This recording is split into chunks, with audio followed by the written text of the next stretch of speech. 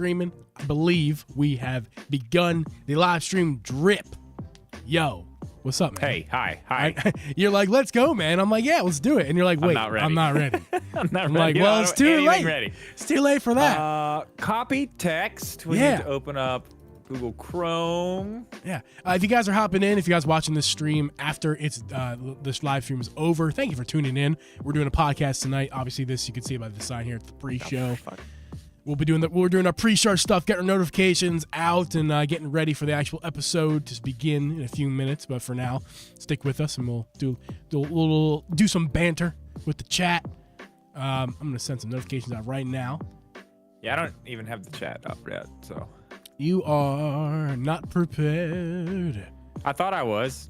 Discord. What the hell? What is happening? What link did you send me? This is weird. What do you mean what link? Podcast chat link. That's the one for the thing, right? Mm-hmm. Sure is. It's like popping up Discord and stuff. What the? I don't know what's happening for you, brother. I don't either. Okay, there it is. Let me copy it from here then. See if that works. Yes. Copy. If you're just tuning in, say what's up. What is up? What's your name here? I just saw your name, but I lost it. Granny Grits. Granny Grits, yo. Hey to you, Granny Grits. Welcome. Glad to have you. We're doing the show tonight. It's great. Always great. So tonight, guys, we're gonna talk about some stuff tonight. What's funny? That just reminds me of what we used to call my grandma. Me and my older brother used to call my grandma grizzled granny. Grizzled granny. She hated it. Oh man, I bet she did, because grizzled's not exactly an endearing term. Why do you call me that? Why not? Because you're a horrible grandson. Guys, on tonight's show, we're going to be talking about some stuff. You can see by the thumbnail. There might be some things out there that you guys have missed regarding the Switch 2 and just kind of Nintendo in general. We're going to start off the podcast tonight with talking about some patents that Nintendo has put out there that you may or may not have seen. And there's some that you definitely may not have seen. We're going to get into those. I'll get to those in a minute. The possibility of the next console not being a Switch hybrid console, that's a possibility. We'll talk about that a little bit tonight. I don't think that is a possibility. And the Nintendo console, I'll save that last topic we'll save that, and something else too. We'll keep that a little secret tonight. But yeah, there's not too much going on in the world of Nintendo right now. If you guys didn't know, we're grasping for straws. We're trying to make a good episode for you guys tonight, even though that there's not a ton that we can chat about. So if you guys are like, oh my God, Switch 2 again, listen, it's not rumors, nothing like that. Just kind of fun speculation. That's kind of what we like to do here, especially when there's nothing to talk about. Reminder, yesterday was supposed to be the podcast. Tonight is the podcast. Obviously, here we are. That's because I was sick. You may or may not be able to hear in my nasally voice right now that I do got some stuff going on. So if you hear some sniffles and coughs every now and again, my apologies. I'm going to do my best with that. Tonight was supposed to be the members podcast. If you're a member of this podcast, you may have noticed tonight it's the last Friday of the month, and we're not doing a podcast for you guys tonight. We're going to push that over to what? We didn't actually talk about that, Drew. Oh, Friday. Right? Next Friday. Next Friday, yeah. Next Friday, we're going to be doing the members podcast. And actually next week, again, next Thursday, we're not doing a podcast. We're actually going to do a podcast on Wednesday. And we're going to have a new guest. I think I'll make that announcement on the community feed. I'm going to keep that a secret for now, or maybe I'll say it in the after show. But for now, we have a new guest, someone we never had on the show before, someone who's it's pretty cool that they reached out on Twitter or X, whatever. And we'll talk to them next Wednesday. So next Monday will be a guest episode, super fun. We also are going to return. I'll make this announcement right now. On the 20th of October, so next month, look forward to obviously Mario Wonder comes out. If you've been living under a rock, Mario Wonder comes out on October 20th, and we're going to be having Chess.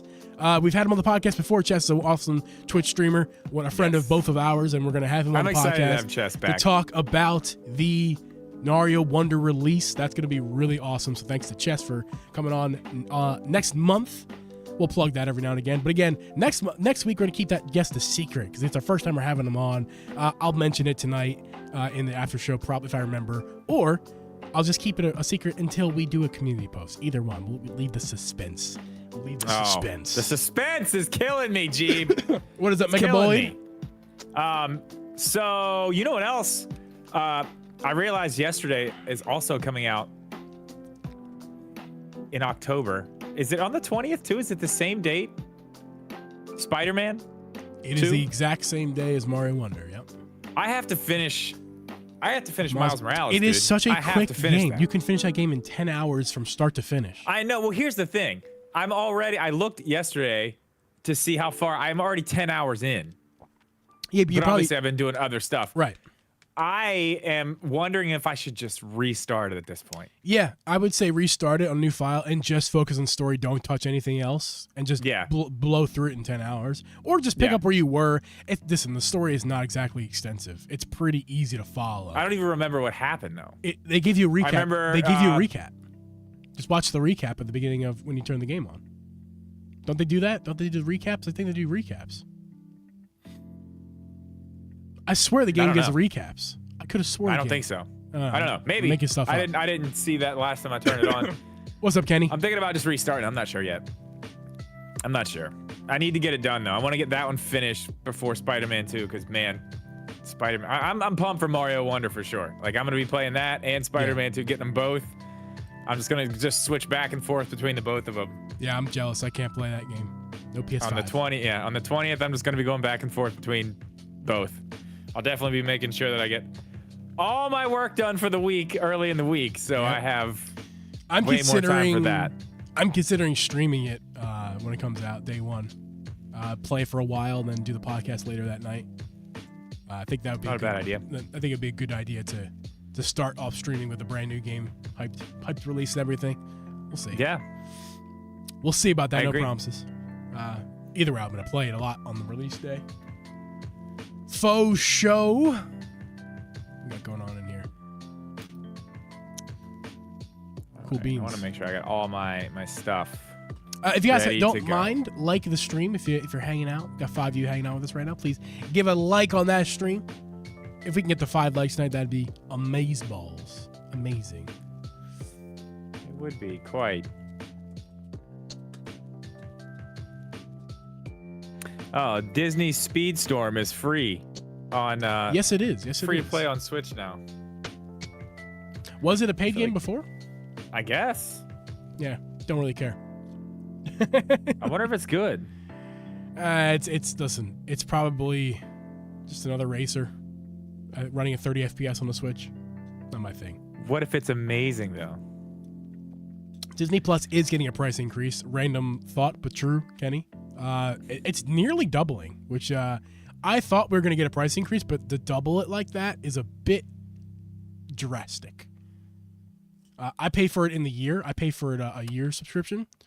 So the last payment I did was like, there was $89 for a year. The previous year was $79, and there was $89, and now it's going to be $140. Damn. Yeah. Which, by the way, I'll say, I was happy and appreciated the low price to begin with. That I knew that was never going to stay that way. Oh yeah, it's. What's that? You know $5 a month, crazy $6 a month. Stayed, and I guess it's not like that much great stuff on there. I'm sure it'll go up too. But Apple TV Plus. Yeah. It's only like, excuse me, it's only like $5. Yeah. Or is it 6? But yeah, either way, yeah, it's a good deal. Yeah, it's cheap as hell. It's a good deal. You got Ted Lasso on there. Yeah. What's that one show that just started back up again? Newsroom. I watched Plutonic. I really enjoyed Plutonic.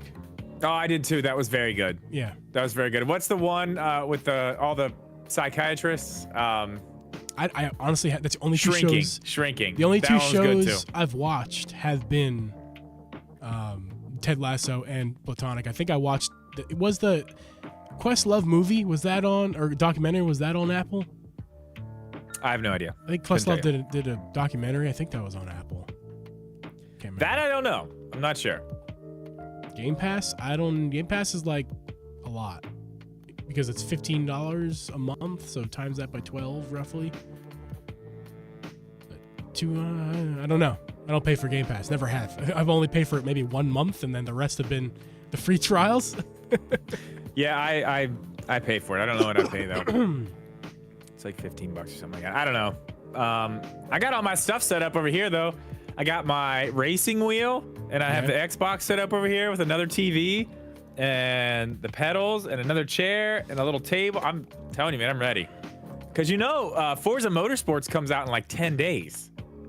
I don't know and I don't care. Sorry. Oh man, I'm excited about that. I already have it downloaded. I already have it pre-downloaded on the Xbox.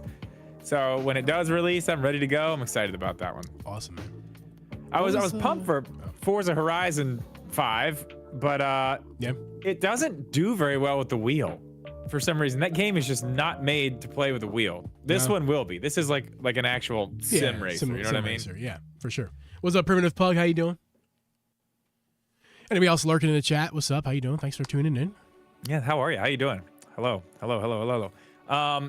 So, other than that, we got a ton of stuff in October, man. Like as far as games go, there's a bunch of stuff. October's stacked. Mm-hmm. It's massive. I mean, we got our RPG remake and Mario Wonder in the same week, which is crazy. Yeah, and I know nobody cares about it except me, but Detective Pikachu's next week. I don't know why you care about it. Or is that the week after? I don't understand. Unless it's like a hidden gem I'm not aware of. Like I don't see the. Don't you like solving mysteries? I thought I did. I purchased the Nintendo one, the one that they put out. The girl who knocks, whatever. I don't remember what it's called. What was that? The two games, this double pack. The girl who knocks. I don't know what they're called. The remakes of original NES games. I have no idea what you're talking about. The remakes of original. No fucking clue what you just said. They are remakes of original Nintendo games. Put on the Switch. I think 2021 got put out there. I'm sure somebody out there's got to know. I don't know. Somebody out there's got to help me out. You got to know. They're about the ones about girl who dies. I played through like maybe 20% of the game. She's like a schoolgirl and she dies, and you're a reporter interviewing the school. That's what it is. Ready for weekend? Yeah. Hell yeah, Primitive Plug. Hell yeah. I don't know that one, man. I don't know. My Nitro deck. Yeah, man, you dropped the ball. Why did I not get on this Nitro deck thing? I don't know. I don't know why you didn't. If I was you, man, I'd get every single thing coming out. Everything. Because you can. And then you should make a video on them. Like, that's your content right there, man. Nitro deck? I know. I gotta get back to that. I really gotta get back to that. I don't know if I am gonna try to do that controller mod by myself. That's gonna be an absolute shit show. Me trying to solder that. Yeah. That's gonna be a shit show. I'm thinking that it might be a good idea for me to do it live too. Primitive Pug, here's my well, it's shipped, you don't have it yet, but here's my thing about the Nitro deck, why I'm not excited for it, why I don't feel like getting it. It's something weird, but I just don't understand. I guess I kind of do, because it's OLED compatible and the original Switch compatible, but it doesn't use rails. It uses just friction to pop in. There's no rails, and it plugs in a USB port to make it a wired Pro controller. Right. I feel like that was an odd decision. I half understand it because it makes it so if it fits both Switch variants, which I feel like that's nice. a good idea. But then it's not dockable. You've done it, now you can't dock it. Now to take it out, you have to take it out to dock it, and that is bizarre. It's clear if you are a handheld only person, it's an easy choice. I think it's an upgrade in every way without actually trying it. I'm saying that. But if you're someone who is a hybrid person, which is most Nintendo Switch players, I don't really know if the pros weigh out the cons with that. That's a hassle. What's it called? Nitro deck. You know, as disappointing as this product ended up being for me, the Nixie is a better product overall for that reason that they're Joy-Cons and they're dockable. You don't got to worry about taking it on and off. Again, this is a very disappointing product overall for me. But I still use it, still enjoy it as a controller and in handheld. Sometimes that's kind of the disappointing part is when it's in handheld mode. But yeah, no, I mean, this was a more exciting product for me. This was more worthwhile. However, this is what is this, like $30 more? What is it, like $40 this Nitro deck? Which is a great deal. So I don't know. My handheld only kind of guy. Well, yeah, Primitive Pug. I mean, that makes obvious sense for you. For me, all I think about is like, when I go to dock this thing, it's gonna be obnoxious. I got the GameCube edition. Oh yeah, the GameCube one is sick. Yeah, I'm looking at them now. I'm finding their email. Hey man, pick it up. I'm not buying it. Yeah, I mean, yeah, get it from them for free to do a video on. If they will send me one, I will do a video on it. sure. I'm going to ask And them if they would like to do that. If they want to sponsor the podcast, here's an open invitation. Open invitation. My dock is still in the box. Really, Primitive Plug? Yeah. I mean, Drip and I are streamers. Obviously, we do stuff on the internet. So docking is a necessity. I have to have a dock on my desk here. And also, I am a pro controller kind of guy when I play.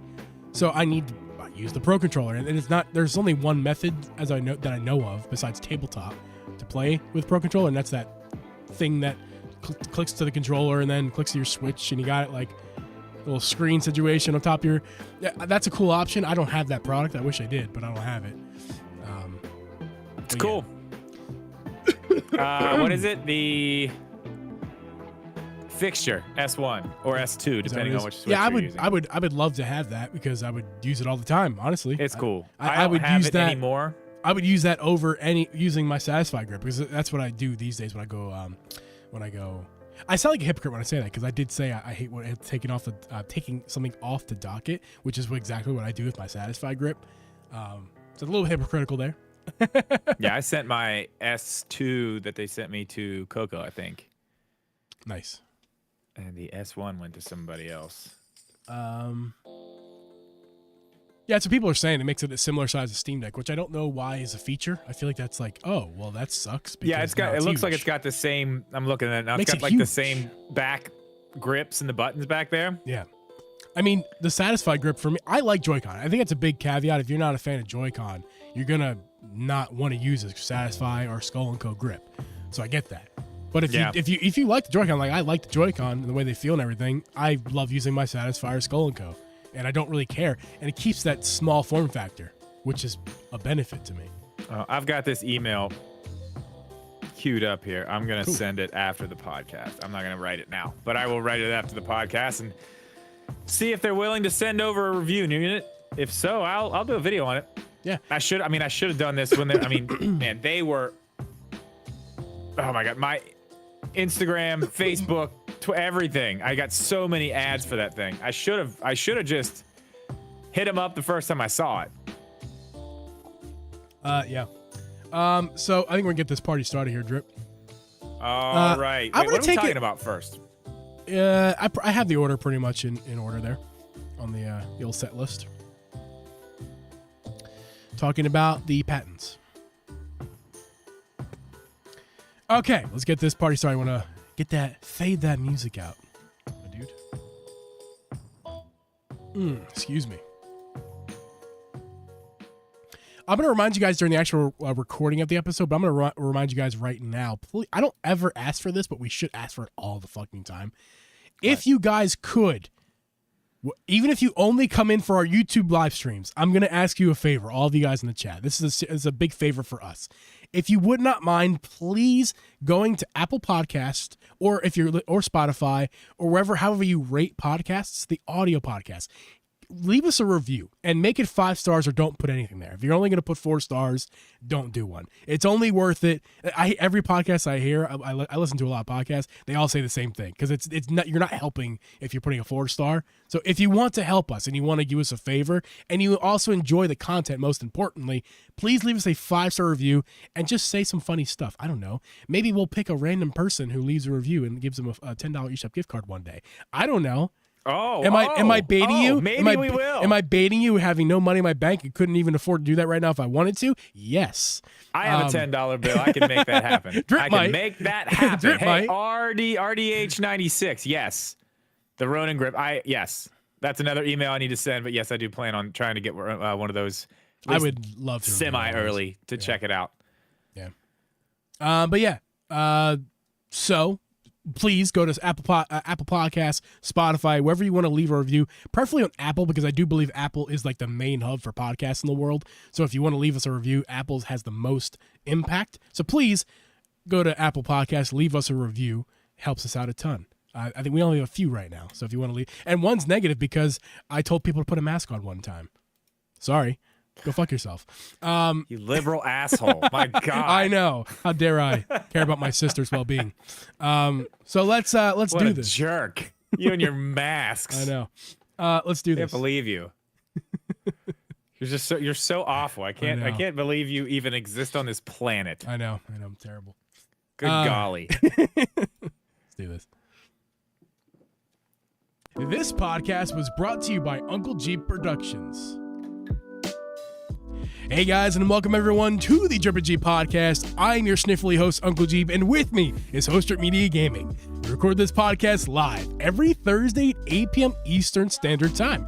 You can listen to this podcast on Apple, Spotify, Google, or anywhere you can find a podcast. You can also become a member of this podcast and get extra podcast content every month. Also, please go ahead, if you enjoy this podcast, what we do every single week, even if you just listen on the stream and on YouTube or watch on YouTube, please leave us a 5-star review on Apple Podcasts or Spotify, preferably Apple. It just helps us out a ton. We don't ask you guys enough, so please leave us a 5-star review. It would do us a huge solid on the audio side of things, getting us seen, pushed up on the Apple Podcast charts. If you enjoy what we do and you want to support some local bros who make some content, please do that. Drip, we got a big podcast tonight. We're going to be talking about some Nintendo patents that you may or may not have seen. And we're going to be talking about some Switch 2 stuff that, for me, I think we talked about on the podcast before, but for me, I know, Drip, I have overlooked some of the things. You've had an epiphany. I've had an epiphany. That's what you've had. Last night, and it kind of it didn't quite sink in with me until last night. Oh, that's right. And we'll get to that later on the episode. But again, things that you missed about the Switch and everything like that. But Drip, before we get into that part of the episode, how are you doing this week, my friend? I'm doing fantastic this week. I've had a very, very, very, very busy week. I did get a lot of other work done. I've been shooting shoes most of the week. I saw the shoes. I didn't respond. Goodyear shoes. Those shoes look like Goodyear. They look like Ferrari shoes, man. Yeah. Well, the picture I sent you, they're cool. Where are they? There's a pair back there. I can't reach them. But they're for racing, but they're also for like sim racing. Like I told him whenever I got the videos, I was like, I don't really have like cool place to like shoot these in a real car because I drive a Honda Pilot, not like the coolest thing ever. But I have all this sim. Like, I have pedals, like Logitech pedals, and they're like, yeah, do that, just do that. So I made all the videos I have done. I've been basing it around that stuff. But it's been a very busy week. It's been a good week though. It's been a good week. Yeah. It's a great week. Wish I could say the same thing about myself. I know. Yeah, you're sick. You're sick. You guys may have heard me say or hear right now currently that I got a little bit of sniffles. That's why this podcast is one day late for you guys who are keeping up with things. I could have gone yesterday. I'm feeling the same I am today as I was yesterday, but I sounded a lot worse. I think it was a better idea for us to push the podcast for today. It was definitely a better idea. When you called me this morning, I was like, oh, this is a different guy that I talked to yesterday. Yeah, I have energy yesterday today. You sounded like this. Welcome everyone to the Drip podcast. Today it's not quite that bad, but yeah, you were. Yeah, I could tell yesterday. Or was that yesterday or was it Wednesday? Well, no, we talked on Wednesday, and I was feeling Wednesday evening. No, I was like, oh yeah, Tuesday or this Wednesday? Guy. Either way, and then I was okay. Monday and Tuesday were bad days. I was kind of dizzy from all the mucus, so I just kind of had to like lay down for a day. And Tuesday, I was like, man, I'm still kind of dizzy. But then Tuesday eve, like afternoon, I got up and did some stuff. I did some laundry, I caught up with some stuff, and I think I did that too soon because then Wednesday morning, it just hit you like a ton of bricks. Exactly, I had a fever. I didn't have a fever the previous Tuesday. I had a fever. Like, whatever you have. My brother has the same exact thing right now. Yeah, and that knocked me out for a while. Like a few hours, I just slept for just 3 hours straight in like afternoon, and then I was fine Wednesday evening, and then Thursday again, and here we are Friday. So anyway, that's my health update. But I'm doing all right. Apologize if you hear some little coffee coughs and sniffles throughout the episode. I apologize for that. It's gonna happen, but the show must go on, Drip. It's like my yawns; they just happen. Yeah, man. The show must go on. Talked about it. I'm fighting one back. Yeah, stop. You need to stop it. You're driving me insane with it because I can't help it. I see you yawn, and now like right here, my body's like, you need I know. to Yeah, yawn. it's right there. It's right there. I know. I hate it. Stop it. Anyway, not talking about yawning anymore. What are we talking about? Drip, we're going to be talking about... I'm going to throw this up randomly. I have another game this week. I know it said to be monthly, but I got one more game I need to shout out this week. I need to shout out Sea of Stars. Last week we talked about a pretty cool game, Myth Force. But this week, Sea of Stars, it came out, what was it, 2 weeks ago, 3 weeks ago maybe, or maybe a month ago at this point. Unless you've been living under a rock, as far as like following Nintendo content, or just gaming content in general, this game is, it's not a game I thought I would be into. It's a kind of ode to like, is it Chrono Trigger? Is that the game it's an ode to? And other those 90 right. 90 right. RPGs, but like in a new stylized way for modern gaming. Not a game I gravitate toward, but I played it on Game Pass. I got a free trial for Game Pass this month and tried it out and really enjoyed it. I purposely stopped playing it soon because I know one day I'm going to get on Switch, and when that day comes, I will beat it on Switch. But I just had such a great time. The characters are so fun to follow their journeys with, and I enjoyed it a ton, and I just want to shout that game out. I encourage Drip to play it whenever he gets around to it, just to try it and see, because I know already I'm not gonna like it. I already know I'm not gonna like it. You're a guy who likes a good story, and I feel like I love a good story. will deliver that to you. So I love a good story, but I also hate turn-based combat. Fucking hate it. it's a different. This game's different. I'm telling you, it's different. Anyway, well, we won't spend any more time on that. Try it. If you haven't picked up Sea of Stars, give it a try. It's on Game Pass for free. Switch is $35. Wait for a sale maybe on that. It's a little high, I think, but it's worth every penny of it. But I would wait for a sale. The only thing I've played this week is Red Dead Redemption 2 on my Steam Deck, which is not still coming playing to through Switch. that again. I'm gonna beat that again. Yeah, I'm being a bad guy this time, and I played Uno a bunch on Switch. Okay, great. Dude, Uno online is fun. It's so fun. Random, but cool. I listen. I like playing the board game. Clue. It's a fun one. That's one of the first. Do Switch you have games Uno I had. on Switch? No, I don't. If anybody out there has Uno on Switch, let me know. We will play. I had a lot of fun playing that, actually. But that's it. I haven't played anything else this week, I don't think. Yeah. Cool. Drip beer of the week. You have something pretty cool as far as the can's concerned. Just go ahead and show the people the can. I think it's pretty cool. You got your Bush. Yes, beer of the week. I forgot we're doing this. Okay, so mine is an old favorite. Yeah. It's one that the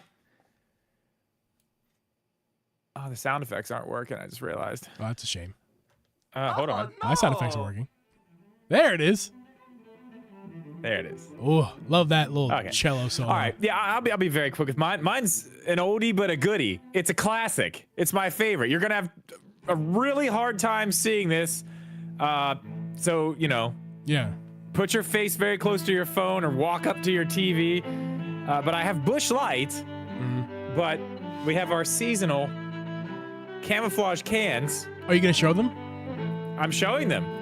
No, you're not. Oh, I don't see you're any. right. I don't see anything. I know. Like I said, it's hard to see. It's very hard to see. I mean, I don't think you're actually. I don't think you're showing them anything. I promise it's there. I think you're lying, and they're making me upset that you're lying. Okay, to if I people. move it like this, maybe you can see it like pop out. Can you see Oh it now? yeah. No, you can't see you. Yeah, if you move it, you can see the sides. I know it's very tough to see. It's the same great tasting Bush Light, just in a beautiful camouflage can, which can get annoying. I found myself accidentally opening new beers because I just lose my old ones. Yeah. What do you got, Geeb? I have, my friend, fitting for Gatorade. Fitting for what I've went through the past week. I got Gatorade. I'm gonna drink. Perfect. It's the That last is fitting. The last Gatorade that I have in my possession here. I'm gonna drink it because I was a sick boy, and I was drinking some Gatorade every now and again. Some soup. Had some soup and some Gatorade, and that's what I was doing this past week. So, in honor of the sickness, That's all you need. Soup and Gatorade. What flavor is that? Oh my God, it's impossible to open. There we go.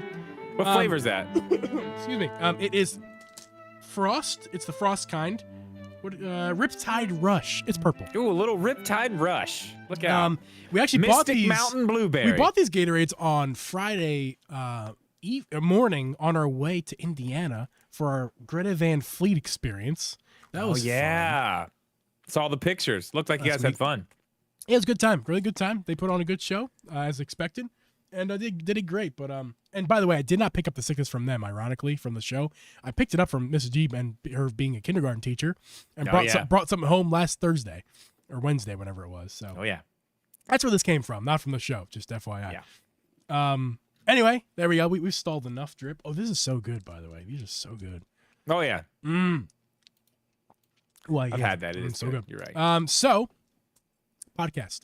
We're a Nintendo podcast, not a Greta Van Fleet Gatorade podcast. Are you sure? We might be. I mean, Mrs. G would be very happy if we were, but we're not. So we're going to talk about patents. You may not have seen this, guys, if you've been living under a rock. I keep saying that tonight. That's not really the case for this. We're going to be talking about some things tonight that you may have either overlooked about the Switch 2 or Nintendo in general, or just straight up missed. And we're going to start with some things that you may have missed. So there's been lots of patents over the years from Nintendo that they put out regarding their consoles and their gaming, division. And there's some pretty interesting ones on the list, Drip, don't you think? Some of these I wish were real.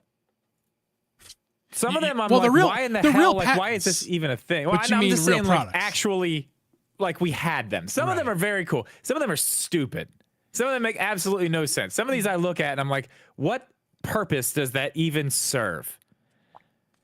And they file these patents, so it's like, I mean, I guess so what? So if the idea can't be taken by somebody else, but nobody wants this idea. Nobody wants half these ideas. Nobody would ever use these. Some of them are very good. Some of them are very stupid. Are you talking about the Joy-Con ones here specifically? Is that what you've got pulled up? Yes, mostly Joy-Con patents. Okay, I want the first one here, the standalone Joy-Con. I remember whenever they were talking about this one. This one was filed in 2018. Can we call it the PowerPoint clicker? We could call it that. Yeah, the standalone Joy-Con. But what this one reminds me of is, and I told you about this earlier, but I think what would have been really cool is, do you remember the Mario Party game? The Mario Party game that they put out that came bundled in with Joy-Cons because you have to use Joy-Cons with the game, right? Mm-hmm. This would have been a great place to just drop those standalone Joy-Cons, especially for people with Switch Lites who just need that type of Joy-Con just so they have one to use. Those would have been perfect. I can't believe they didn't put those out. Yeah, these ones are actually pretty cool. Do you see the 6 pictures of them? I mean, they're cool. Wait, there's more pictures of the Joy-Con? Oh yeah, on the bottom there. Hit the 6 images right on the bottom of the photo there. I don't see. Oop. What have I done? What is happening on my computer right now? There we go. The website is broken for me right now. I'm not sure what's going on, unfortunately. But I don't even know what you're looking at. It's broke. The whole website's broke. I gotta close it out. All right. Continue on. The standalone ones I think are cool. Those are old. I mean, a lot of these are old. The next one I know a lot of people probably remember. The hinged Joy-Cons. Yes. I don't know when those. I mean, that was earlier. That was way earlier. Yeah. Okay. It was published in 2019. This is another one of the 2018 ones, I guess. But let me ask you, because I don't get it. What is the point of folding half of your Joy-Con over on top of itself? What does that do for ergonomics or anything at all? What does it do? Yeah, what is it for? Couldn't tell you. Looks kind of dumb. Kind of glad that it's not a feature. I just don't get it. It bends from the center point of the Joy-Con just underneath the stick, and it bends backwards, but past the screen. And I guess in some world that's more ergonomic. But here's a thought, Drip. Let me put a thought in your head real fast. That may or may not be ergonomic. We don't know because we're not touching them. But here's a thought. What if they just made, I don't know, a bigger, more meatier Joy-Con with bigger buttons and more separation, a stick that's a little bit larger as well. Yeah, what if they did that instead of whatever the fuck this is? Because this is just a stupid idea from start to finish. If it's simply about portability, I think it's dumb because they're already small and portable. Why do you need to have the size? Well, there's no way it's about portability. Or if it's about look at it. Or if it's about ergonomics, again, Drip. Just a bad idea. Just simply a bad idea. That's what I'm saying. Like me holding a Joy-Con right here, I don't see how bending this part of it sideways is going to make it any more comfortable for me. Like I feel like that's just going to make it more difficult to do things with. I don't know. I mean, I look at a controller and I'm like, I guess, kind of. Yeah. But not really. Not really. Not like that. I don't know. And Full Metal brings a really good point up that we should mention here if you don't understand how patents work. Patents, I'm not gonna quote her exactly. Basically, what she's saying is patents aren't necessarily for they're not necessarily good ideas, right? What their main purpose is to make sure that nobody else can take your idea or use it. Well, I mean, nobody's taking that one. I can promise you that. I don't see anyone taking this. That one probably should have just went in the trash because it doesn't make any sense. And then, okay, we can go through some of these a little bit quicker because, I mean, a lot of these are just whatever. The wide Joy-Cons, it's basically just like a wider Joy-Con that is the same exact thing, which that probably actually would have been a good idea. Maybe, but the thickness is also thin. It's still flat, which is dumb because now you've made them wider. Why not make them a bit thicker? That's dumb. Or just just some type of grip on the back. Buttons look the same size, and the stick looks very small. Again, if you're gonna do the whole thing. Don't go half-ass. This is just silly, and I don't understand why they patent this, but why didn't they just patent the big fat Joy-Con like the ones that we can buy from Nixie or from Bin Block? Why didn't they patent? I don't know why they never did that. Why would they patent a style like that? Opportunity. Because those are the ones that are selling right now. Nobody's buying this crap. It doesn't exist because it's not a good idea. The next one, the D-pad and thumbstick Joy-Con. This one's interesting because it's got, I don't know what the two little buttons are down there. That's a circle pad, my friend. Yeah, that's like the one in the middle there. Mm-hmm. That is basically what's on the 3DS. Right, a circle pad. It's one of those flat little movable sticks. Yeah. I mean, that's not a terrible idea. Circle pads are absolutely a terrible idea. I will die on that hill. But I mean, if you're buying this, you're buying it because you want the D-pad. Yeah. I mean, the fact that they're still giving you a stick there at all is interesting. Now, the next one, it's just D-pads on both sides and the sticks are completely gone. Yeah, we see a variation of this with... I have that controller. What is it called? The 8BitDo Lite. It's not a Joy-Con controller. It is just a single standalone controller made for portability, ultra portability, because it doesn't have any sticks. Obviously, it's super flat, super small. But did you see that even 8BitDo came back and made the Lite too, and it does have sticks. Right, because they were like, this is a bad idea. Which, unless it's a Player 4 controller for a 8-year-old and you got a bunch of kids in your house, other than that, don't see the purpose of having something like that. That's the one that lives in my backpack all the time. Yeah. I don't use it for any. It's literally there for emergencies only. I don't know what the next one is. I don't even know what I'm looking at. Plug-in controller pieces. Yeah, let's just skip it. I'm not really interested. I don't even know how that would not even go on the Switch. Here's one interesting thing. Let's not talk about this for too long, but here's one interesting thing. I'm going to circle it with my mouse right here. This is a really interesting part right here. This looks like a whole new way of thinking about Joy-Con. This is obviously not a regular Switch tablet. This is a Switch tablet that has no rails that connects a controller with with magnets. That's what it looks. It looks like magnets. Yes. So interesting thought here. If any, actually, here's another thought altogether, Drip. This is actually not at all even. This is not a rail. This is not a rail replacement. What this is like a. Think of it like how the iPads have like portable keyboard attachments that attach magnetically, or like a Surface tablet. Microsoft. Yeah. This is like maybe put it on the different side of the Switch, and it just kind of taps on as like an extra input method. It's just a cool. I think this is actually a cool idea. Personally, it's interesting. It's a cool idea. Not as a this is a dumb photo. Again, audio people, I apologize. This is kind of visual right now. But this is having it just like as a. It looks like an Etch-a-Sketch. I couldn't. Go ahead. Yeah. With a Tamagotchi attached to it. I don't even know with what. A Tamagotchi. A Tamagotchi, like a Etch-a-Sketch with a Tamagotchi attached to it. It doesn't make a lot of sense. I don't even know what that would be for. Like, what would you actually, like, how would you use that in a game or anything? That's just 4 buttons. I mean, I don't know. Yeah, let's move on. It's weird, but you know what this kind of reminds me of? What's that? That fake render of the Switch that we just got recently, the Switch 2, with the weird Joy-Cons, the way they connected. This kind of reminds me of the way they made them connect on that fake render. That's what it looks like. Yeah. All right. Next thing looks like a what are those things called that the Like a Nintendo Game & makes? Watch A Game & Watch. Yeah. Modular controller elements. Yeah. Whatever. Not really what I'm here Yeah. for tonight. Next thing.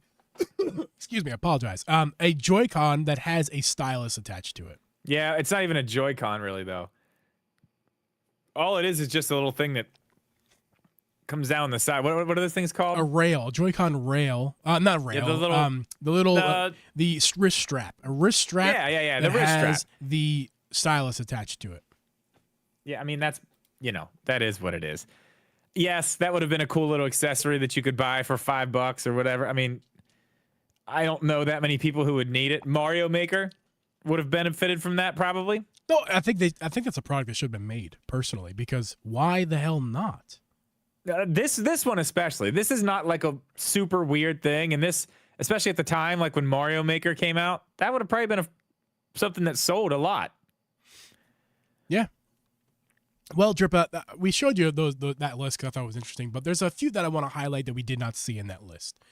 The first thing that I want to talk about, we actually already talked about the hinge Joy-Cons, so we can avoid that. Let's talk about the scroll wheel real fast, Drip.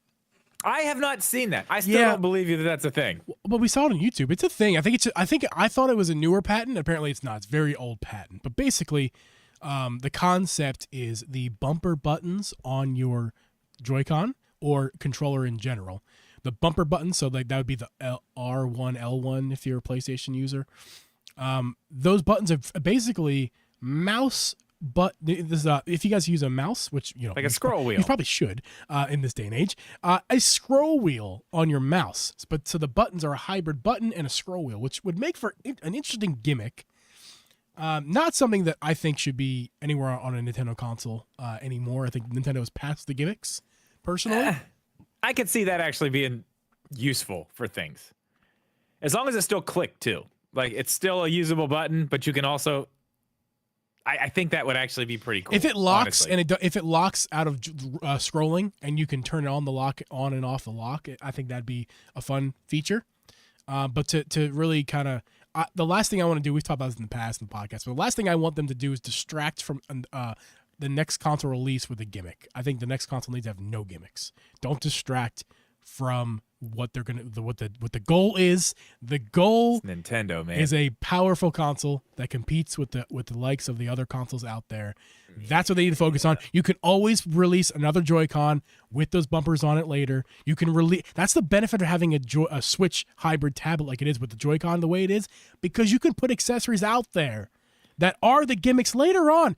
Like if you want a game that has a camera attachment, there you go. If you want to have if you want a game that uses scroll wheels for how much do they do that with the Switch? None.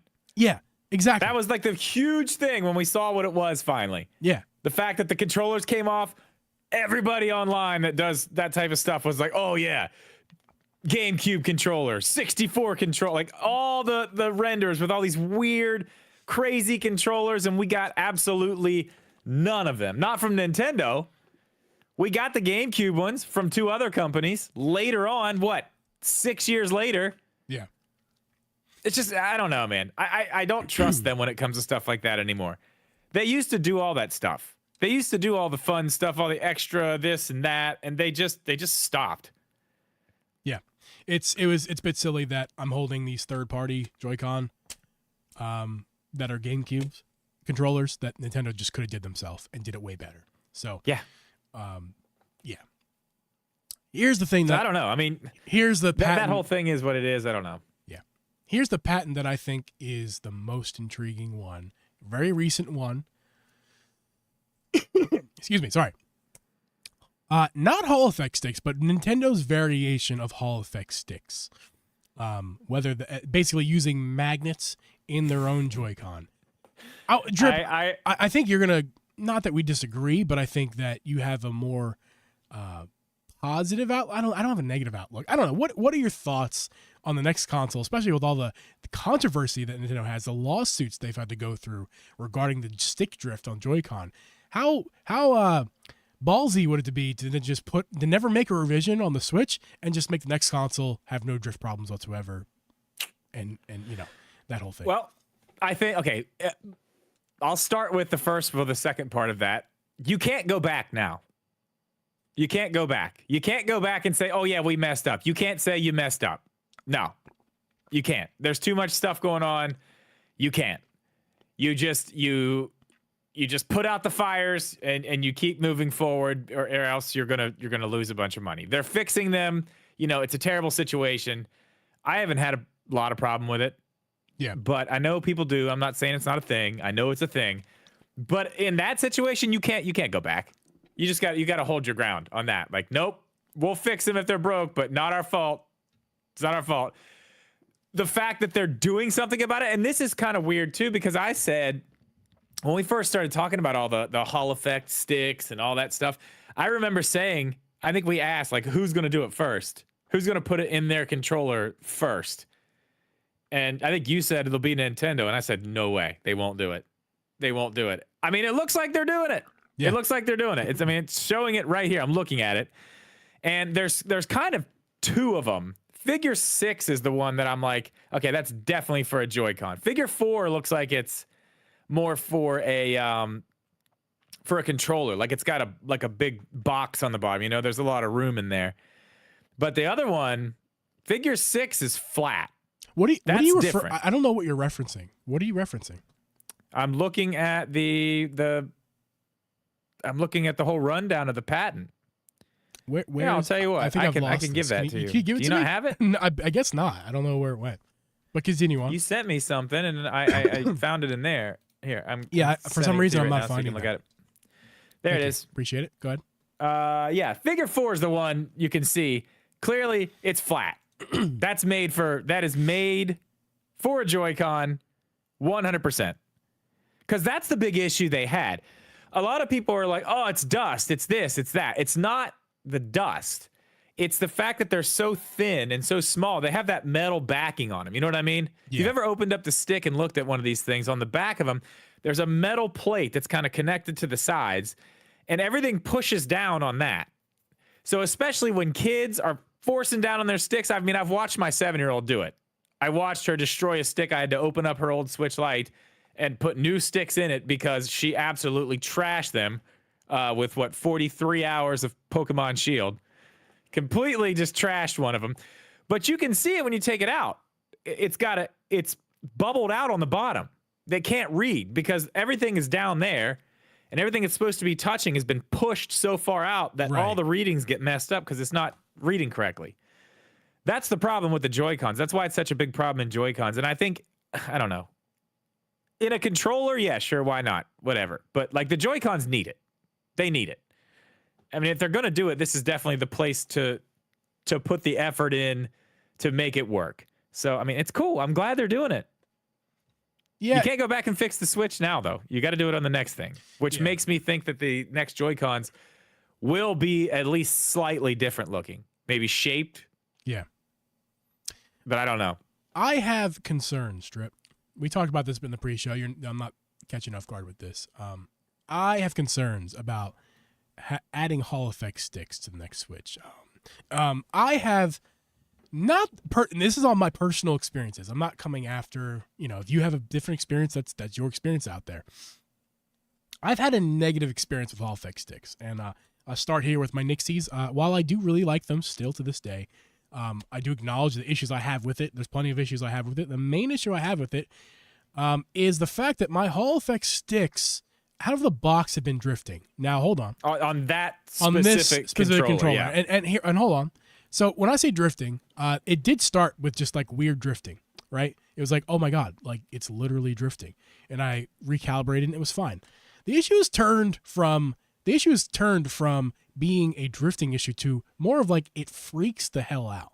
So like what ends up happening is it's not like with typical stick drift, if you have it, typically what happens is And if you in the direction that you get a little, your character starts walking in a particular direction. Typically, the direction you hold the stick the most often, because that's where it wears down. With this, the way it's working with the Hall effect stick, the quote unquote anti-drift stick, it's almost like a digital signal error, like a interference of some sort within the magnets or the tech of the stick, and it like literally jumps. It goes boo, beep, boo. I'm like in a menu, and all of a sudden I'm on option A, and then I go to option F, and then D, and then C, and then A1. And it just jumps all over the screen. And I noticed while I was playing Pikmin, it happened a few different times. That's when I first started noticing it, and I was like, okay, this is really kind of crazy. What the heck is going on here? But when I recalibrate it, it seems to fix it, and I don't have to do it ever again. And you're doing it through the calibration in the Switch. Switch. Like the same thing that... It's so weird that even actually works with it to fix it, because it seems like that's a totally different area. You know what I mean? Because it deals with such different things, you wouldn't even think that would work correctly. Yeah. Now, we did talk about this, too. There could be firmware.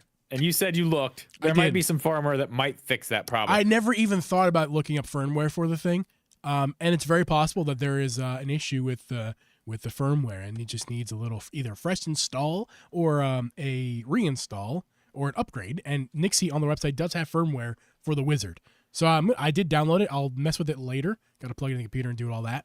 I guess I'm interested to see what that's TBD. Gonna do. I'll let you guys know if the issue persists after that. I'm interested. There.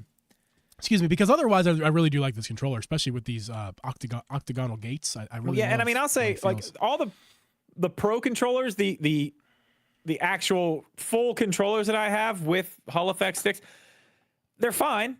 That's the thing about it. They say they don't drift, whatever. That's probably true. The science backs it, right? Yes. It's magnets. There's no friction. Right. So the science backs it. I have not used one of these controllers long enough to know whether it's going to drift or not. So it's like, I can take your word for it because all that sounds correct.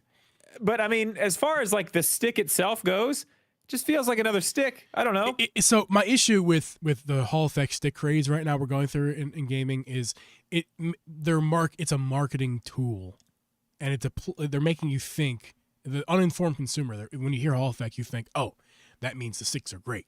That's just not the way it works. I've yet to feel a stick that feels better than any normal stick. Excuse me, any Hall effect stick that feels better. Yeah, I mean, I would argue stick.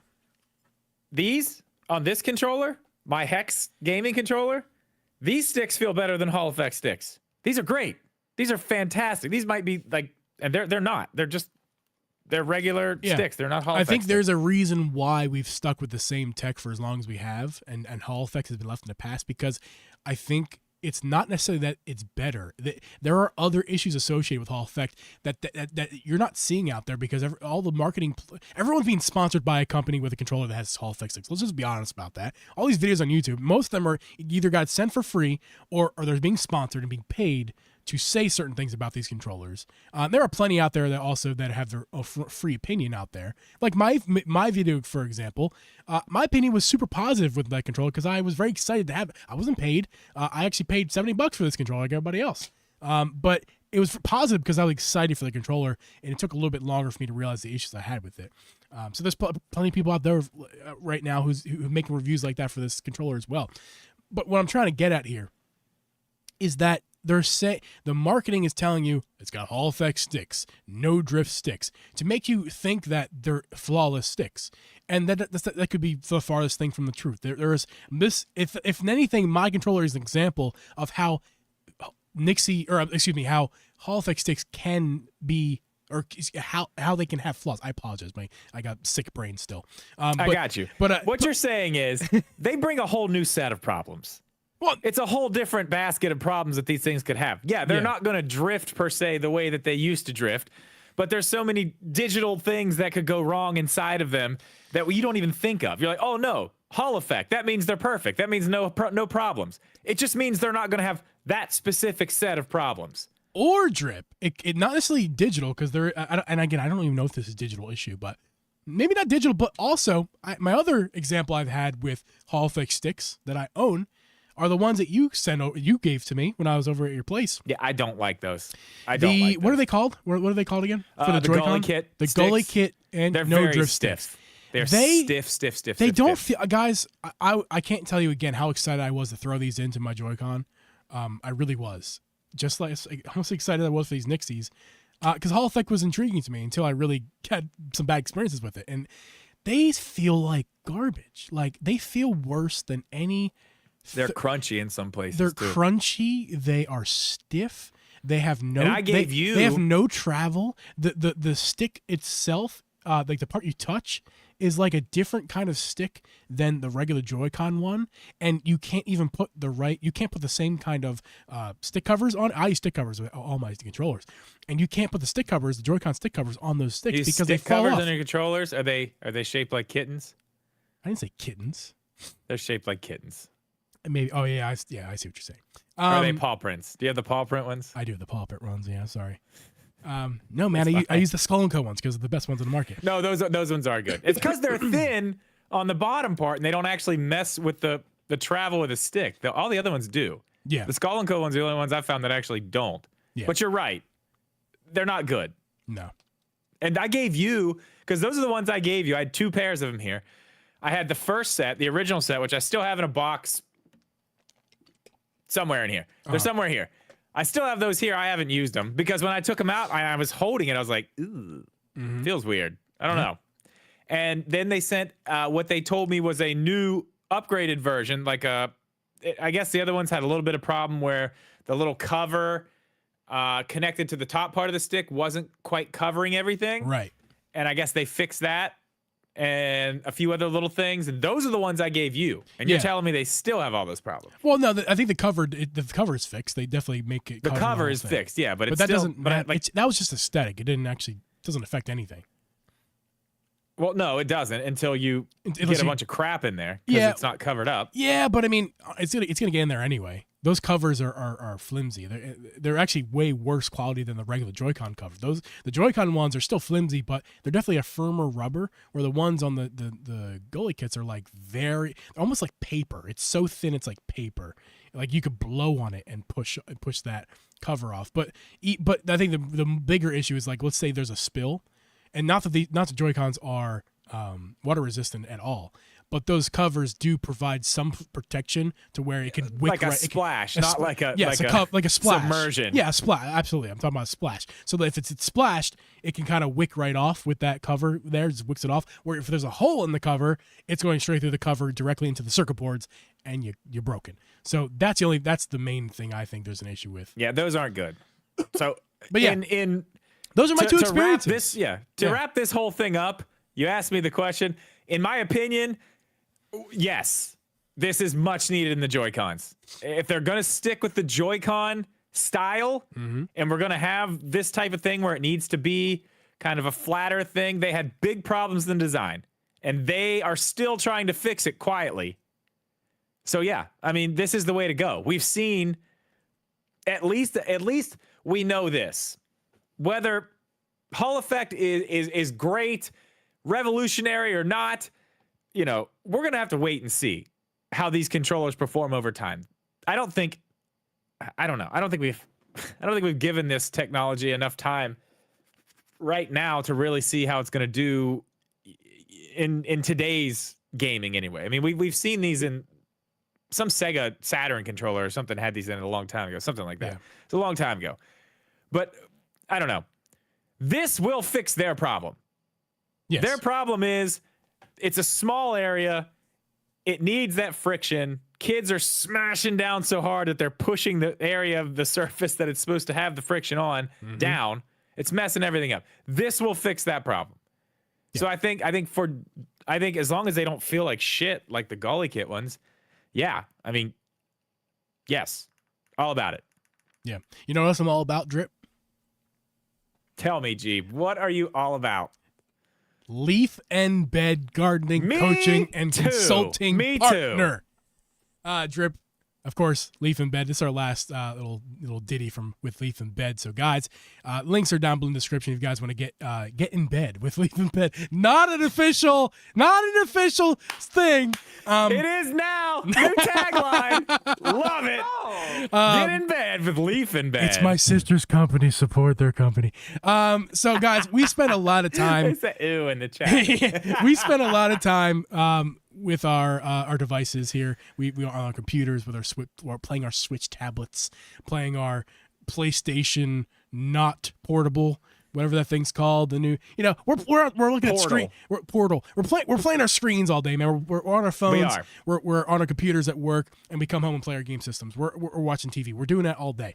But sometimes it's nice to go for a walk, or even, maybe have some house plants to take care of, or have a lawn and a garden to take care of. But getting the information that you need to from the internet to take care of these house plants or your garden can be daunting and confusing and overwhelming. So you typically just are like, yeah, I don't need the flowers. I don't want to bring those plants inside. I don't really know how to take care of them. I don't want them dying inside. They rot and stink, So all that information is hard to get, but that's where Leaf in Bed comes in to help you out. Leaf in Bed can get you off to a better start and save yourself some time. It can get you off to a better start, and they can save you some time by working with them. They give you some coaching sessions that teach you some gardening skills to maintain what you have or what you want to get. Consultations to plan and design projects with your gardening partner. Customer service available for unique projects and ideas. Those special projects drip, like if you're trying to cut off a plant, one of your tree limbs, and put it into a bowl of water, even, and make a new tree out of it. Well, if that's what you want to do, they can help you out with that. I think it's a scientific term for it, G. But yeah, that's actually that's what happened today. Actually, that's right. Well, go ahead, Drip. Talk about your experience. With Leaf in Bed. Okay. Well, okay. My experience with Leaf in Bed has been great. I've basically today I've been busy all week. We basically did kind of just some texting back and forth today with pictures about a few different things here and there. Last week I repotted the plant. The week before that, I got a bunch of information on all my plants, things that I could do to help them, to help them grow better. I even used some information that I got from some of these sessions to get some of my plants from outside to inside, and now they're inside. And that let me tell you what, that was a crazy thing that happened this week. We're not going to go into that, but yeah, my tree's getting too big. So today we decided we're going to find a nice place to cut that bad boy off to give it a little bit of room. And now I've taken the little bit of that tree and I'm going to make it into a new tree. So now, Geeb, I'm going to have 2 trees where I used to have 1. It's great. Isn't that awesome? It's been amazing. I've really been enjoying it. Could you have done that without Leaf in Bed's help, do you think? Not as efficiently as I've been doing it over the past couple weeks. That's for sure. There you go.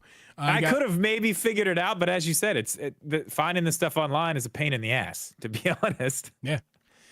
So you guys can go ahead and schedule your virtual consultation to answer your questions, discuss your goals for as little as $28 a month at leafinbed.com. That is www.leafandbed.com. The Drippin' G podcast listeners, you guys will get 20% off your order. Just go ahead and mention the Drippin' G podcast when you request when you're requesting service with them online or by your. Oh, I am messing this up all over. Sick brain, online or by phone. Make sure to get in bed with Leaf in Bed. Thanks for sponsoring this episode, and they'll never sponsor another episode again. Sorry, sister. But specific for real, guys, if you guys have any plants in your house or a garden and you don't know how to take care of them properly, or they're dying on you, seriously, it's a problem out there. It's not a gaming problem, but it's a problem out there that you may need help with. So go ahead and give my sister a call, or go to leafinbed.com and see if they can help you out. I mean, my plants are actually growing better than they were before. I mean, all around, everything is growing better because I have more knowledge. So there you go. Drip. Yes, I already know what you're going to ask me. You know what's not growing better? Yes, it is. What? My brain. That is true. No, that's true. It's not growing better. It's going to be fine. What was I going to ask you? Do you have your own segue for this? You were going to ask me if I thought it was actually possible that the next Nintendo console is not a Switch or a hybrid console at all. And to that, Sure, Drip. I would tell you, you are out of your mind at this point. With all the information that we have, you're out of your mind. But I will entertain this conversation because I want to hear what you have to say about this. I don't feel that strongly about it, honestly.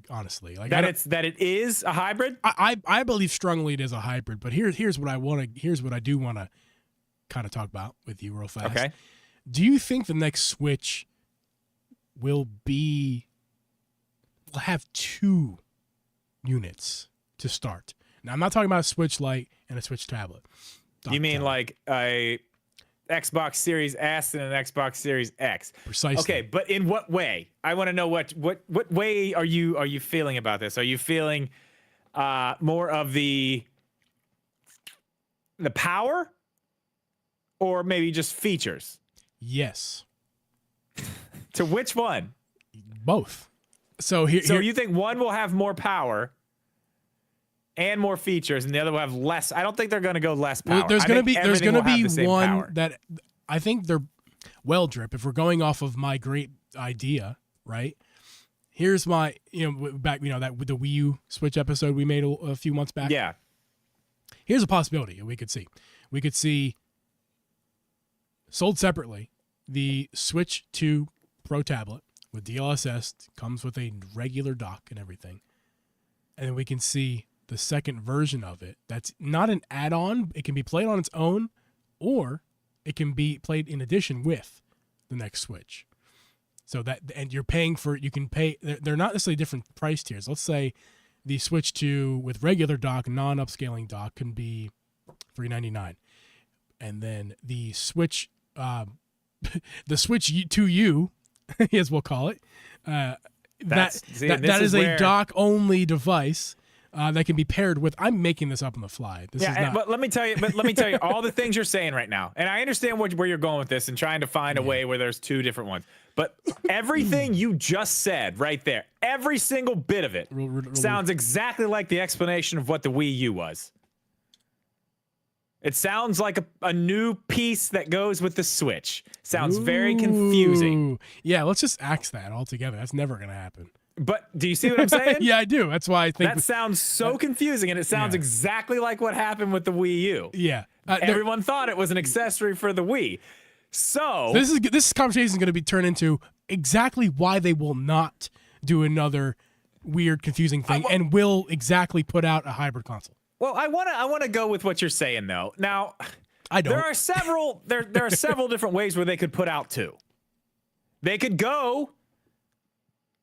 I mean, I don't know why they would, because I don't think it would save that much money or make that much of a difference. But I guess they could do like. Okay, so check it out. Okay. The PlayStation 5 has a disc version and a digital version. Right. They could go somewhere along those lines, but we're not talking about a Blu-ray drive here. We're talking about a couple pieces of metal that read a chip. Right. Not a big price cutting measure. Right. But they could do something like that, and then also have a little bit less storage in that one. Maybe, maybe it would be a slightly different screen, maybe smaller screen.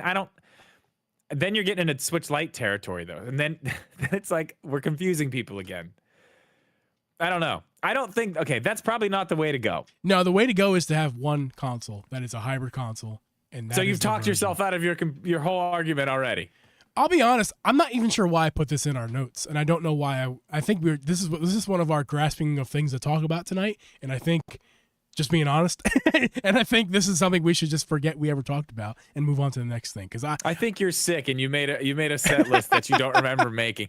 Maybe I don't know. Sick brain. The fact that there might be 2 is an interesting conversation.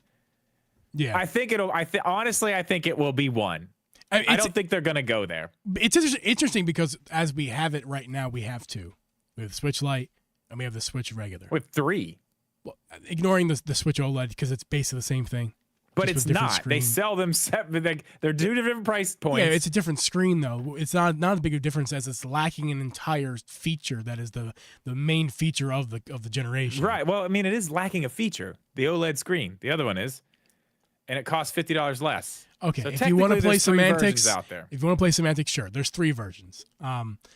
So are we going to start with 2 versions or 1 version with the next console?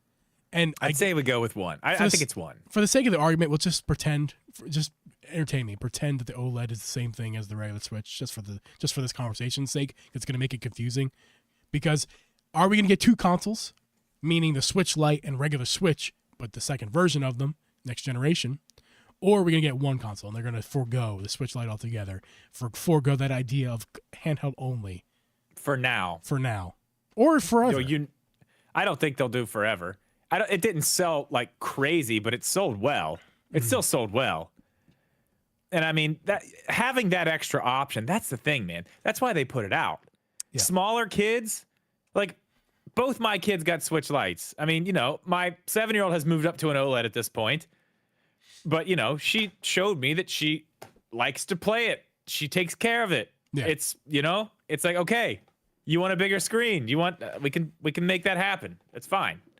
But I mean, for a bunch of parents, it's much easier to be like, yeah, $200, not $350. Right. Having that extra option, I think, is a good idea for them. Maybe not at first. And I think the reason that they didn't put it out at first was because of the confusion with the Wii U stuff. They wanted to make sure people were really just like, this is the thing. There's no confusing it with this other thing. That's very possible. This is it. So, I mean, coming back around and doing the same thing again, it would not surprise me if we saw the Switch 2, and then we saw the Switch Lite 2. I mean, basically the same. I mean, who knows? I mean, that's the thing. There could be so many different variables in this because we don't know what the Switch 2 is going to be. We don't know if there's going to be some extra gimmick that makes a Switch Lite harder to just be a Switch Lite. You know what I mean? Yeah. I'd like to move on, Drip, if you're ready to move on. Oh yeah, I'm done. Not good segues for me tonight. Sick brain. Yeah, you're all right, man. You're good. So I had an epiphany the other day. Drip. This is what inspired today's episode. The thumbnail, the title. This is what inspired it. We've talked about the next console being the next gen Switch. I know I've said those words exactly multiple times on this podcast and with you. But I don't think I truly understood that the next console we're going to get from Nintendo is not going to be a revision of the current Switch. It's going to be the next generation. And I mean like going from Gen 8, where the Switch currently lives, to Which generation... Is weird, and we'll talk about that too. We will. But yeah. To Generation 9. Where the current PS5 and Xbox Series S live, X and X. Yeah. Like think about it, guys. Like, we've been wanting Switch Pro, Switch 2, Switch Pro, Switch 2, Switch Pro. Been on the internet since the Switch came out, basically. That would be a second variation of the current Switch, or a revision, if you will. But that's not what we're going to get next from Nintendo. The revision was the OLED. That's that. There are no more revisions coming out from Nintendo for the Switch. The next thing come out is the next generation, the next big hype thing, which makes the whole thing of like the next Switch running similar to a PS5 more believable to me than it was when we talked about it last week, because it's the next generation from Nintendo.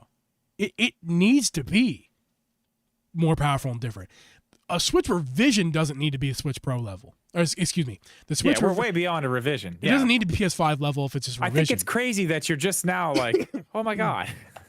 Yeah, like I literally did not put that together. That like we're talking like Generation 9 Switch. Is it even going to be a Switch? Is it going to be I don't think a whole nother name? Why I just don't think it's going to be called a Switch. I think everyone, even in my comment section of that video, is like, they could call it a Switch too easy. They could call it a Switch too easy. They could call it a Switch too easy. I kind of hope they do, because I would prefer them to PS5. In the next PlayStation's gonna be PS6, and then after that PS7, PS8. I prefer that method than like making a whole new name up for no reason. But it's not for no reason. None of these names have been for no reason, though.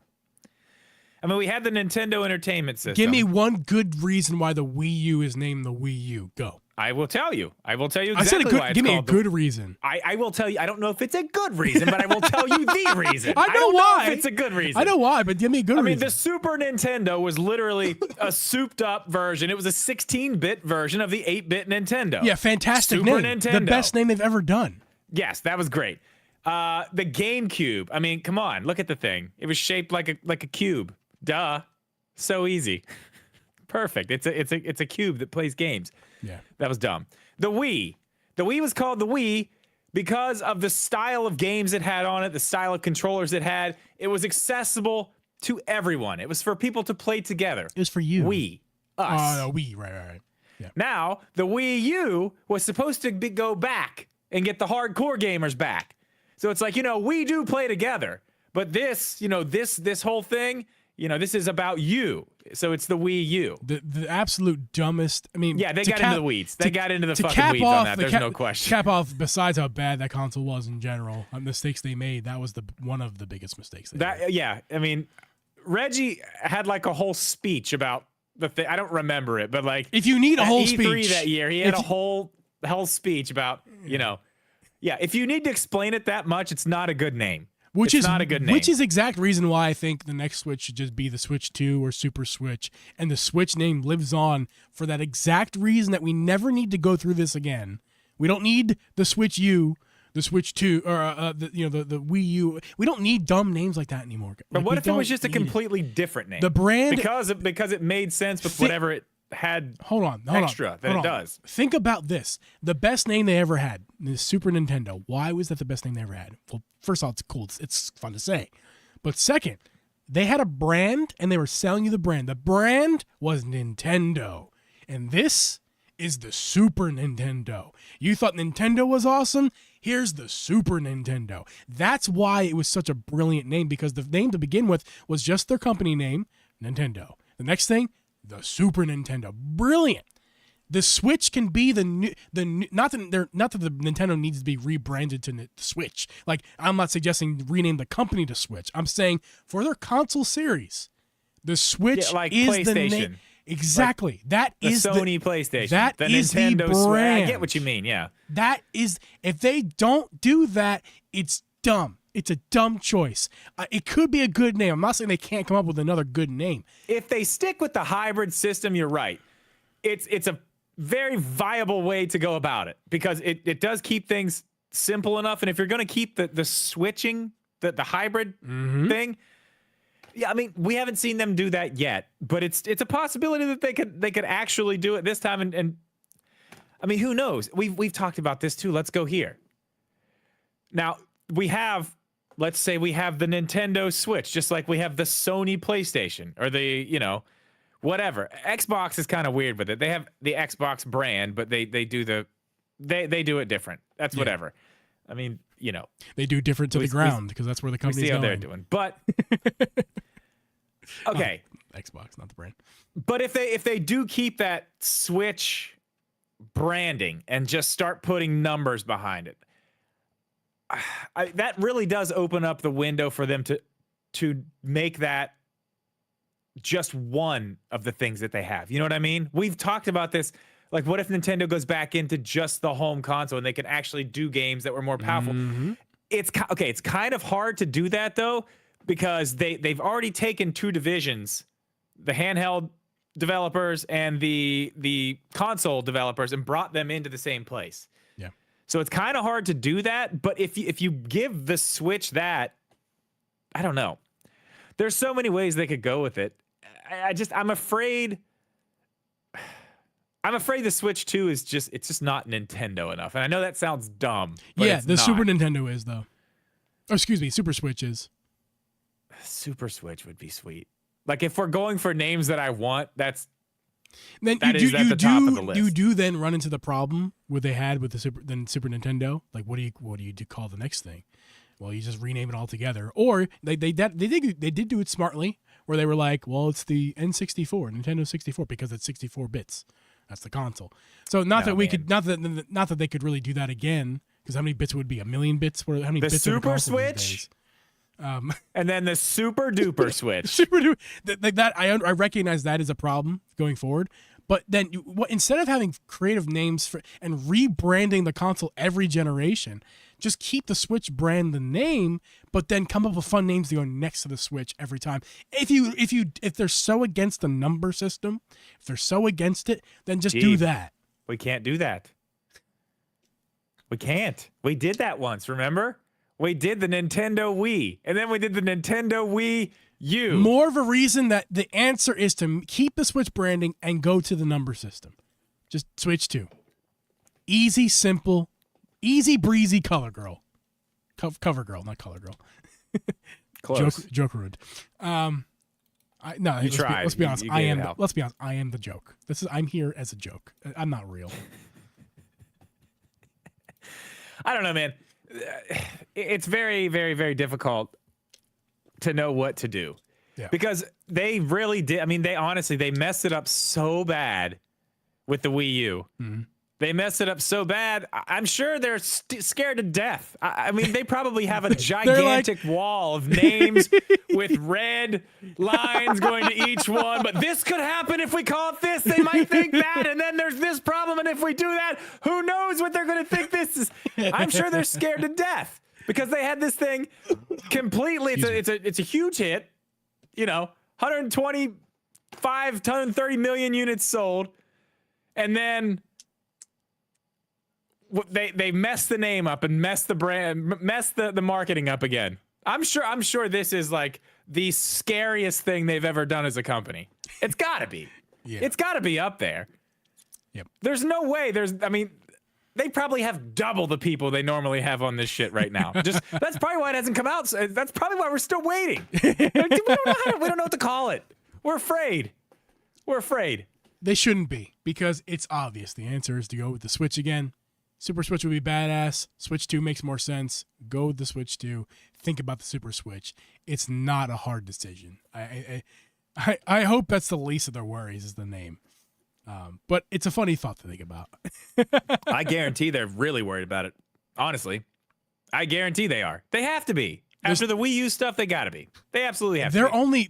They're only going to be worried about it if they're not considering Switch 2. Because if they're considering Switch 2, there is literally absolutely nothing to worry about. They have I just feel like that is not a Nintendo thing to do. Hey, it's just we're going to call it the Switch 2. Nintendo has. I'm not saying it's not a. I'm just saying they've never done this. Right. And I don't see them just being like, it's Switch 2. It's whatever. It's fine. I want to talk about something else real quick, though, sure. that I found out today that kind of blows my mind. Geeb and I were talking about the generation. Yeah. Like all the generations of gaming. And I was like, well, is the Switch... The Switch is their ninth, like this would be the ninth console, right? Or the ninth generation, because it was that one after the Wii U that was in the 8th generation. And this next one would be the 10th. They would actually be ahead, which I guess is wrong. I found out today, and then I started counting Nintendo systems, and I was like, wait, they don't even have that many. They don't even have that many systems. How are we in the 9th generation already? Then I realized it's not the 9th generation of Nintendo systems. It's just the 9th generation of gaming systems that have ever existed on this planet, which is crazy. Yeah, it's wild because I forgot about that. Like generation one, we're going back to the Magnavox Odyssey. Okay, don't listen. Don't worry about Pong, the Coleco Telstar. The Atari Pong is all you need to know. That's fine. But I'm just putting the audio people who can't see this chart in the frame of mind here. We're going back to 72. Okay, first generation's Atari Pong. We're going to keep it simple. We don't need to go into all the other ones. Yeah, we can just name the one. Second generation, all you need to know is the Atari 2600, the Intellivision. 76 to 1992 would be the ColecoVision. Okay, so the third generation was the 8-bit generation. 1983 to 2003. Yeah, well, okay, but then that's where we start to get Nintendo, Sega popping in there. Yeah. So they came in the third generation, which I think is just so weird that it's like it's not they came in generations later. How can we call all these in? Like I'm going to correct. This is Wikipedia, so there's errors. I want to make a correction. 1983 to 1987, because because then it'd be the 4th generation is 1987 to 2004. Yeah. Okay. That's fine. They're so wrong. I don't understand. whatever. They're saying the last system. They're saying that's when the next system came out. In that the very last system was replaced in that year. I get it now. I get it. Okay. I'm gonna just say the first number, not the second number. Yeah. It's when it started. It's fine. But I mean, I don't know. I don't understand how come they get to. How come they get to say that they're in the 9th generation, the 8th generation, when they're not? Like, especially Microsoft. They weren't even here. They didn't even show up till the 6th generation. Right. But so, are you going to continue on? Or do you want me to? I just think it's very weird that we call, like, everybody gets to go in the entire timeline when you ain't even been around. It's very strange to me. That's like saying that we can't say that we live in the year 2023 because I was only born in 1994, so 1994 for me was year number 0. So yeah, I currently live in the year 28. You live in year 37. We don't live in 2023. Because how can you possibly say you live in 2023 when you were only born in 1985? I get your point. I just think it's strange. Because once I started counting those up today, I'm like, what the hell? Hold on a second. After what I just said, how can you possibly think it's strange? I think it's weird. It's fine. I get it. I understand it. I just don't agree with it. Okay, but I want to just breeze through these real quick because there's some. I see Megaboyd said he had a ColecoVision when he was a kid. Do you know what we had when I was a kid that was really awesome? My stepdad had one, and it was in the 4th generation. We had our Super NES. We had a Genesis out at my dad's house, but my stepdad had a TurboGrafx 16. Let me tell you something. The TurboGrafx 16 was sick. It was so cool. It used literally the games were on credit cards. Oh. It was so cool, man. It was so cool. They had some do you mean good floppy games disks? on there too. What? Do you mean floppy disks? No, they were literally like credit cards. Like they were the shape of like your government ID. And it had little gold or copper prongs on the end, kind of like an SD card. What console was this again? The TurboGrafx 16. TurboGrafx 16, huh? Yeah, it's cool. You've actually played some TurboGrafx games on my arcade back here. Yeah? Cool. You have, yes. That was cool. And then obviously we had Sega Saturn, then we had PlayStation come out, and 64 in the 5th, Dreamcast, PlayStation 2, GameCube, Xbox in the 6th. 7th was Xbox 360, PlayStation 3, and the Wii. Now here's where I think it's kind of weird. It's getting weird here toward the end, yeah. This is weird, and I don't agree with this. The Wii U, the PlayStation 4, Xbox One, 8th generation. But the Switch is also in the 8th generation. How? Why? I don't understand how that just gets lumped into the 8th generation when it's clearly a completely different platform than what they had before. It's not like it was just a revision of the Wii U. It's a completely different thing. How come that one doesn't get to go be the 9th generation? I think because Nintendo doesn't quite follow the same generation scale as everybody else, particularly Sony and Microsoft. But every other one of these generations has one of each. The Wii U, I'm starting with the Wii/Wii U. The Wii U kind of came in a weird area, and therefore the Switch came in a weird area. Okay. Also, don't forget this chart's Wikipedia, so don't take this as church. This is what we're. I got proud they can't. Well, say okay. I will say this. This chart is not church. This chart is could be up to question. Yeah, I saw this Wikipedia one, but I looked at other ones too. And all of them have the Switch in Gen 8, which I think is weird. I don't know. Well, I don't though. I'm not that guy. I don't know why it's there. I'm sure there are reasons. It doesn't make sense though. You can make the argument that the Switch was Generation 7, just like the very, very end of Gen 7. Okay? No, 8. No.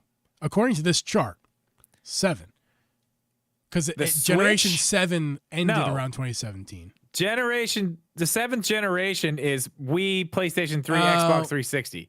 No, okay. 8th gen these numbers is are Wii U, right? So no, PlayStation 4, Xbox I guess One, what I'm saying Nintendo is Switch. you could make the argument that the Wii U was the tail end of 7, and that would kind of fix the confusion. But then there's still the Wii in the 7th.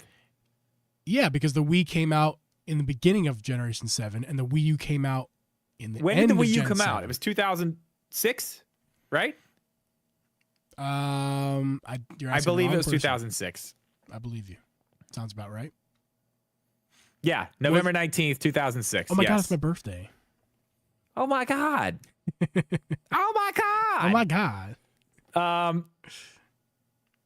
Okay, and then 2012 we got the Wii U, and 2017 we got the Switch. I don't know. It's just strange to me. Whatever. Okay, the Wii went on for too long, and the Wii U was too short. And for those two reasons, I think is why this chart gets wonky for Nintendo. Okay, that's fine, and I'll accept that, I guess. But like, I don't know. It's weird.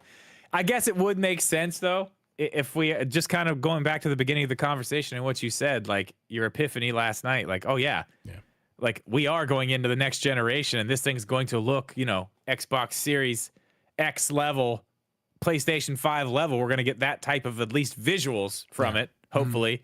So I guess it does belong there. But technically, if you're going for every time you release a new console, you go to the next generation, technically, this would actually be the 10th generation Nintendo Switch, which would actually make a lot more sense because Nintendo is always a generation behind. So their 10th generation being on par with the actual 9th generation actually makes sense. Yeah. Maybe this is how they catch up, though. Maybe this is their catch-up game. We just did an extra one, and now we're here. It's actually our 10th. Yeah, but the Switch is absolutely not the beginning of Generation 9. The Switch came in clearly before Generation 9. I don't think you can really make it. I mean, I guess so. I hear what you're saying, but it doesn't actually make sense in reality because Generation 9 didn't start until the Xbox Series S and X and PlayStation 5 came out, and that didn't happen until 2020. So that's the beginning of Generation 9. Switch is definitely 8. It's the Wii U that's the confusing part here, and the Wii. It's not the Switch's fault why it's an 8. It's the Wii U's fault why it's an 8. It shouldn't be an 8. The Wii U should be in 7. And so the Wii should be probably in. It's just weird. The timings are all weird. No, I mean the Wii came out in 2006. Yeah, but the original Xbox was 04. So yes, I guess that also. No, original Xbox was 01. 2001. Yeah, right. So that maybe that's the beginning of the weirdness from Nintendo is that the Wii U, or excuse me, the Wii came out 5 years after it probably should have in terms. And what is this scale that we all have decided that we believe in that makes this all work? What was his name? Mr. Mo? I don't know. What is it? Moore. The Moore's Law for technology. Don't ask me what that means, everybody. This is also a Wikipedia article, so who knows how the validity of most of this information. But if you're basically by following the generation scale as we know it currently, with the Gen 9 being Xbox Series, Xbox and PS5, Moore's Law for technology is apparently that scale. Maybe some guy named Moore came up with all this generation stuff. Who knows? I don't know, man. I don't know. Interesting whatever. thing here. So yeah, hopefully this wasn't. You guys kind of followed why the thumbnail was what it was and the title, because things that you may have missed didn't quite understand about, or think not understand, but you missed, because I totally missed that we're kind of going into Generation 9 with this next Switch. So Yeah, I shouldn't have, but I did. It's something I missed. but it's actually Generation 10. And the patents. No, it's not. And the patents. But it is. And the patents thing. I mean, this is very likely you missed one or two of those. So, at least. Drip. I'm fatigued for talking for so long. I'm sure. Went a week for being sick, and this is my first time doing anything significant besides my walk today. So yeah, we're gonna call it an episode here. If you're in the chat hanging around, don't leave. We'll hang out, talk to you guys in the after show. But those of you on the audio side of things, don't forget next week. Oh, I didn't make this announcement. I'm gonna make it right now. I did it in the pre-show, but obviously those of you in the recording of this episode did not hear. We're having a guest on next week. That guest is going to remain a secret for now, except for right now. I'm going to tell you guys, because this is the end. If you're listening to the end of the audio, you're going to hear our guest is John Ebo. John Ebo. You may have seen his stuff on TikTok, on YouTube Shorts. You also may have seen the controversy that he kind of caused with Mortal Kombat. That's our guest for next Wednesday. The episode will be next Wednesday. If you made it to the end of the episode, fun one. if you made it to the end of the episode, there's your little treat. That's who our guest is next week. John, I assume your name is John. We haven't actually spoken with him yet in person or over digital. So we'll talk to him. I would guess that's his name. I would guess so. I'm going to guess. I'd put actually money on that. Yeah. But so next week, look forward to John Ebo coming on the podcast. Next Wednesday, guys, for the stream. And obviously Thursday morning is when that video will be uploaded to YouTube and posted to the audio platforms. So next week, Wednesday, we'll see you guys then. But for now, guys, we're going to sign off tonight, and we will see you guys next Wednesday. See ya. You're always so late with that. When I say that, I know you're on a slight delay, but you always say see ya just slightly too long, and I end up cutting that space in between most of the time. Cut it, man. It makes it look wonky with the transition. I like having the transition in there, so it just makes it look wonky. Woo! Man. Ha-ha! Drip, you know what time it is? Yep. Play that funky music, white boy. Welcome to the after show, everybody. You made it. You rode the ride. We're here. We've done it. What a ride. I missed a few coughs in there, muting them out. Sorry about that, everyone. I did my best. I'll come talk about Mario Wonder. Mega Boy, I'm not sure if you heard earlier, we're having Chess on to talk about Mario Wonder. Yeah, we will have Chess on. And Mega Boy, if you want to come on the episode, I don't see why not. I'm not going to stop you. I'm if you want to come on as an audio guest, I assume you audio. I don't know if you want your face out there. But, I still need to talk to them, but we will probably be having another guest on sometime soon. Yes. We have at least Game Trader Zero. Yeah, including the John people Ebo. who make those awesome custom Joy-Cons. Yeah. We are going to have them on soon. Yeah. They have a very big surprise coming. I can't say what it is, but I was told about it yesterday, and holy shit. Holy shit, is it cool. It's pretty cool. But I can't talk about it yet. But they're going to be on at some point whenever you guys find out about what that secret is. They'll probably be on sometimes after that. I haven't talked to them about this, but they already said they'll come on the podcast, so I'm sure they're fine with it. They're fine with it. Can't wait to talk to them. That'll be fun, cool to talk about. Just in general, their whole business is interesting to me. Oh yeah, I know. I really want to ask them about everything. There's so many things they do. It's wild. Yeah, I do want to hear about all that. It's very cool. Yeah. I got theirs. We ended up making it a really long episode, dude. I think the episode was over an hour long. Yeah. I feel like we just fumbled through that one. Hey, I'll be back. I'll be non-sickly next week. So yeah, it's fine. It's fine. My brain will. I feel like the last 2 weeks we've just had a rough time. I was in shambles last week. What happened last week? You're in shambles this week.